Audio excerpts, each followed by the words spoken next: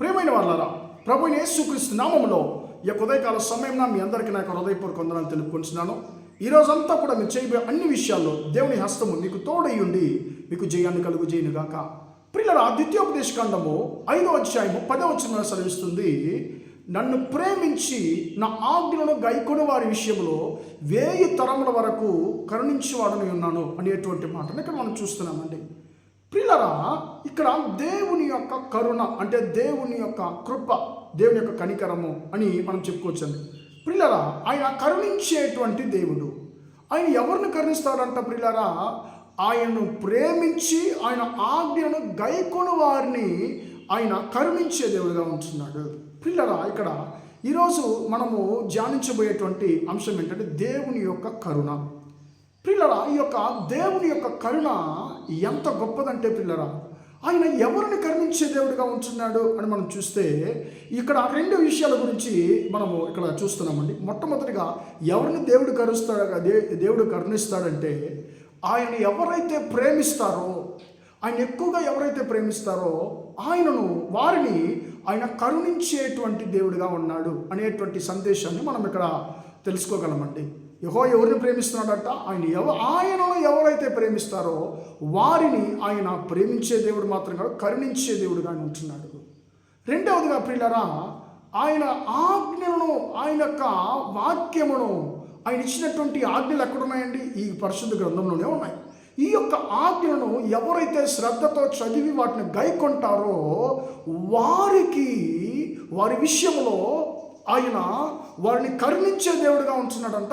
ఎంతవరకు అంటే, ఎప్పుడు వరకు అంటే ప్రియులారా, 1 తరం 2 తరాలు కాదు, 1000 తరముల వరకు ఎవరైతే యెహోవాని ప్రేమిస్తారో, ఎవరైతే ఆయన యొక్క ఆజ్ఞను గైకొంటారో వారికి 1000 తరముల వరకు ఆయన తమ కరుణను చూపించే దేవుడిగా ఉన్నాడని వాక్యము మనకు స్పష్టంగా మనకు తెలియజేస్తుంది. ప్రియులారా, మన దేవుడు ఎంత గొప్ప దేవుడో చూడండి. ఆయన కోపడతాడు, ఆయన రోషము గల దేవుడు అండి. ఆయన యొక్క కోపము ఎన్ని తరాలు? 9వ వచనం చెప్తుంది, ఆయన రోషము గల దేవుడు అని చెప్పి ఆయన కోపము ఎన్ని తరాలంటే 3-4 తరాల వరకే ఆయన కోపం అండి. ఆయన కోపం ఎన్ని తరాల వరకు? 3-4 తరాల వరకే ఆయన కోపం. కానీ ఒక వ్యక్తిని దేవుడు యెహోవా కరుణించాడంటే, ఒక వ్యక్తి మీద దేవుని యెహోవా యొక్క కరుణ చూపబడిందంటే ఆ కరుణ ఎన్ని తరాల వరకు ఉంటుందంటే 1000 తరముల వరకు ఉంటుంది అని వాక్యం మనకు తెలియజేస్తుంది. ప్రియులారా, మనము మీ ఒక్కరు నువ్వు ఒక్కడివి, సహోదరి నువ్వు ఒక్క వ్యక్తివి యేసయ్యను ఈ రోజు నువ్వు ప్రేమించి ఆయన యొక్క ఆజ్ఞను గైకొన్నావంటే నీ యొక్క వెనక వస్తున్నటువంటి, నీ తర్వాత వస్తున్నటువంటి నీ యొక్క సంతతి వారు 1000 తరముల వరకు నీ యొక్క ప్రవక్తల ద్వారా, నీవు యేసయ్య మీద చూపినటువంటి ప్రేమ ద్వారాను, ఆయన ఆజ్ఞలకు నువ్వు లోబడినటువంటి ఆ స్వభావం ద్వారా నీ తరములు 1000 తరములు దేవుని యొక్క కరుణను రుచి చూస్తాయి. ప్రియులారా, దావీదు భక్తుని గురించి మనకు బాగా తెలుస్తుంది. దావీదు యెహోవాను ఎక్కువగా ప్రేమించినటువంటి దేవుడు, ఎక్కువగా ప్రేమించినటువంటి ఒక వ్యక్తి. అయినా అది మాత్రం కాకుండా ఆయన యెహోవా యొక్క ఆజ్ఞలను ఆయన శ్రద్ధతో గైకొన్నటువంటి వ్యక్తి, దేవుని యొక్క ధర్మశాస్త్రాన్ని ఎక్కువగా ప్రేమించినటువంటి వ్యక్తి, దివారాత్రం దాన్ని ధ్యానించినటువంటి ఒక వ్యక్తి అయిన దావీదు.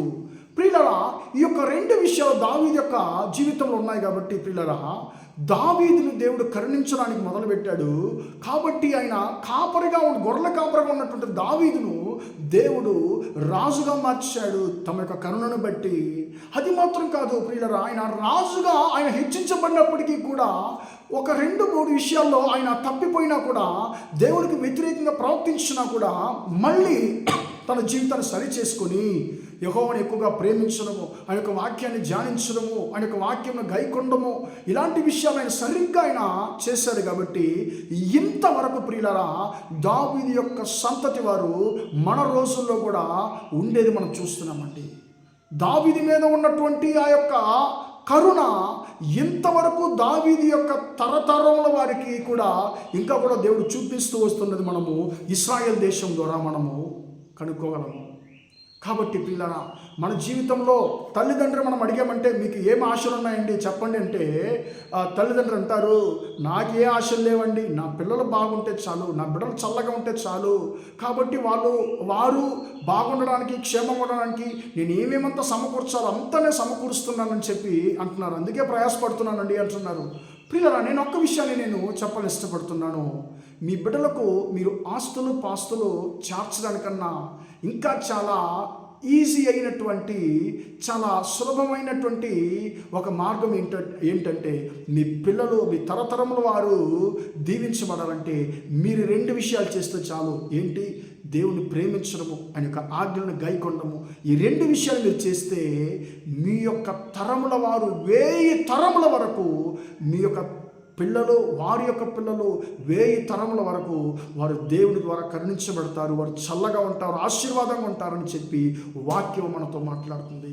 కాబట్టి పిల్లరా, మనం ఈ 2 విషయాలు చేద్దామండి. దేవుని ప్రేమిద్దాము, ఆయన యొక్క ఆజ్ఞలను, ఆయన యొక్క మాటలను గైకొందాము, లోబడదాము.